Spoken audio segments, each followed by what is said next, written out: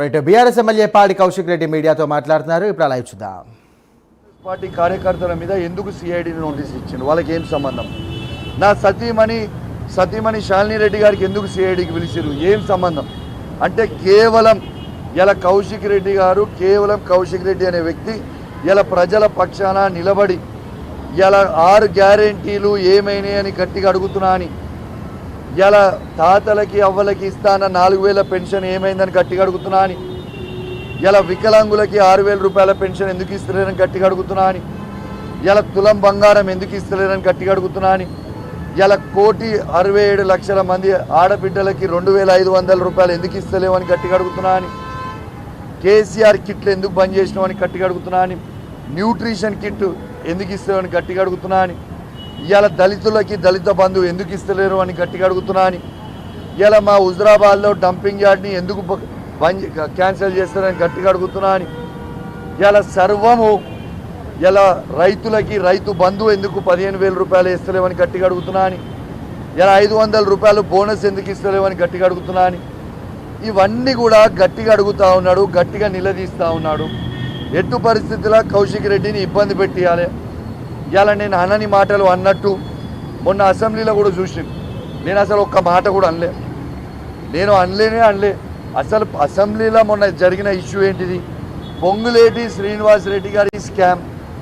ఇలా 100 కోట్ల రూపాయలు ఇలా మైనింగ్ స్కామ్ చేసిండు పొంగులేటి శ్రీనివాసరెడ్డి గారు. దాంట్లో వాటాదారు ఉన్న రేవంత్ రెడ్డి గారు.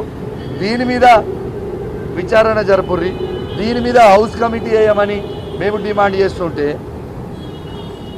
కడియం శ్రీహరి గారిని లేపి మాట్లాడించినప్పుడు కడియం శ్రీహరి గారిని మేము అడిగింది ఏంటిది? నువ్వు ఏ పార్టీ నుంచి పోటీ చేసినావు, ఏ పార్టీ నుంచి గెలిచినావు, నీది ఏ పార్టీ? మరి మా బీఆర్ఎస్ పార్టీ కేసీఆర్ గారి నాయకత్వంలో గెలిచిన వాళ్ళందరం కూడా ఇటు పక్కన నిలబడి హౌస్ కమిటీ వేయమని మేము డిమాండ్ చేస్తూ ఉన్నాం. నువ్వు ముఖ్యమంత్రి రేవంత్ రెడ్డి గారి వెనుక నిలబడి ఇలా నువ్వు ఏం చేస్తున్నావు, ఎందుకు అడిగినావని మేము అడిగినాం. అది అడిగితే దాని టాపిక్ డైవర్ట్ చేయడానికి 27 మంది ఎమ్మెల్యేలతోని 4 మంత్రులతోని ముఖ్యమంత్రి గారు అబండాలు వేసి నా మీద దళితులను నేను ఇదన్నా అదన్నా. నేను ఛాలెంజ్ కడతా ఉన్నాను. అసెంబ్లీ ఫస్ట్ సెషన్ నుంచి ఈ సెషన్ వరకు, మొన్న అయిన బడ్జెట్ సెషన్ వరకు ఇలా దళితుల గురించి దళిత బంధువు ఎందుకు ఇస్తలేరని అడిగిన ఈ 119 మంది ఎమ్మెల్యేల ఏకైక ఎమ్మెల్యే అది కౌశిక్ రెడ్డి. ఇది నేను చెప్తుంది వాస్తవం. ఐఎమ్ ఆన్ రికార్డ్, మీ అందరు కూడా చూసి. నేను అడిగింది నేను నా హుజరాబాద్ నియోజకవర్గంలో ఉన్న దళితులకి దళిత బంధు ఎందుకు ఆపినామని నేను అడుగుతా ఉన్నాను తప్ప, మా దళితులకి కేసీఆర్ గారు ఇచ్చిన సాచ్యురేషన్ మోడ్లు ఇచ్చిన దళిత బంధు ఇలా ఇస్తా అని అడిగింది తప్ప, ఎందుకు ఆ 2వ విడత ఆపినావు అని అడిగింది తప్ప, దేనికోసం ఈ తప్పు అని నేను అడుగుతా ఉన్నాను. కొందరు నన్ను అడిగిండు, ఈ అసెంబ్లీలో కొందరు ఎమ్మెల్యేలు మాట్లాడిండు, మరి ఇలా ఎథిక్స్ కమిటీ నా పైన వేసిండ్రు. ఎథిక్స్ కమిటీ దేనికోసం వేసిండ్రు? రేవంత్ రెడ్డి గారు కళ్ళు గుడ్లు బీకి గోటీలాడుతా అన్నదానికి ఎథిక్స్ కమిటీ రాదా? పేగులు బీకి మెడలేసుకుంటా అన్నదానికి ఎథిక్స్ కమిటీ రాదా? ఇలా మాకు కూడా కండలు బాగా తిరిగినాయి, ఇలా తీసి కిందకేసి కొట్టి చంపుతామన్నది ఎథిక్స్ కమిటీకి రాదా?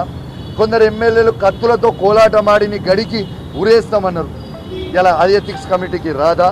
కొందరు ఇట్లా గన్ను పెట్టి ఫైర్ చేసిండు, ఇట్లా అని చూపిస్తున్నా అని ఫైర్ చేసిండు అని ఒకరు, అదే ఎథిక్స్ కమిటీకి రాదా? మరి కొందరు అసెంబ్లీ నక్సలైట్ అయిందన్నారు, అదే ఎథిక్స్ కమిటీకి రాదా?